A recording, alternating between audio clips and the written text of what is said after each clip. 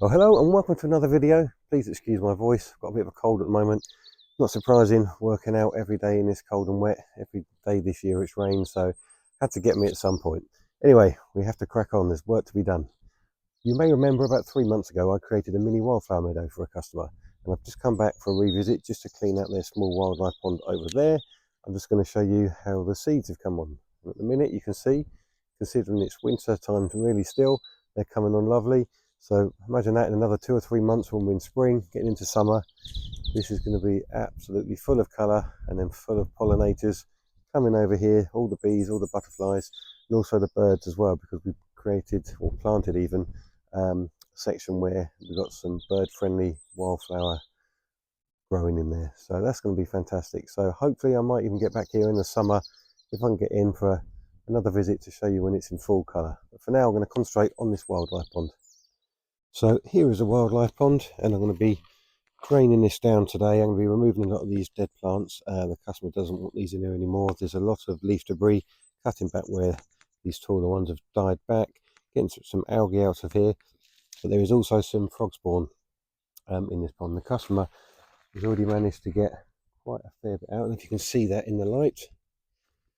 And I think there's a tiny little bit more in there, so I've got another bowl here.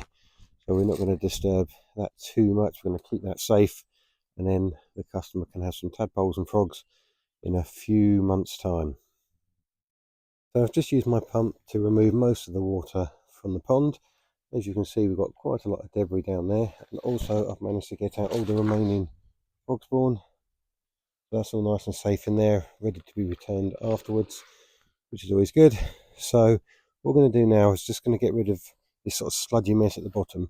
Now, clean that wildlife pond, you don't really want to be leaving it sterile. In fact, that's the last thing you want. You want to leave a good element of life at the bottom for things to live on. So really it's a case of cutting back the dead stems, a lot of leaf debris in here, like I say, getting some more water volume back in the bottom where a lot of the sludge has started to build up. So that is what we're concentrating on today. So I've taken a lot of the worst debris out the bottom, and of course in the bottom is where the newts and the frogs like to live. So that is where we've got to be really careful. So as you can see, I've just safely put them in this bucket. This little fella here is trying to escape. I think we've got 3 frogs in there. There's about 8 newts. I'm going to get them back in here as soon as I can, because I'm not going to take any more out of the bottom there. I'm going to leave that sort of dirtier water, as it were. That's what they like living in. And then we're going to top that up with some clean rainwater at the end. So just taking some of that algae off the sides there. And the stuff that's been growing in the roots of these taller plants. Cut down these ones ready to go. Just going to cut them ones there.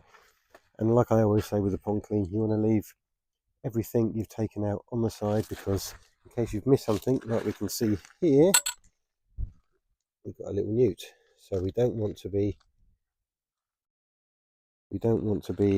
throwing this in the composter straight away. We've got to give things a chance to creep out, and they're naturally going to want to try and go back to the pond.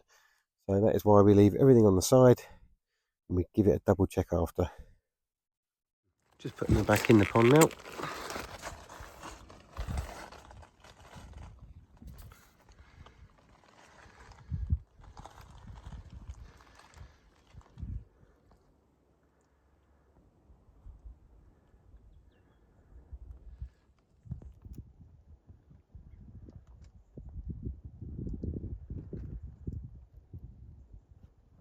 Okay, that has been refilled completely with rainwater. There's some very large water butts at this property, which is brilliant. So this is obviously the best thing to refill a pond with. If you don't have water butts and you're using tap water, don't forget to add a dechlorination liquid, which sort of kills all the nasties that wildlife don't like and the plants don't like that's in our tap water.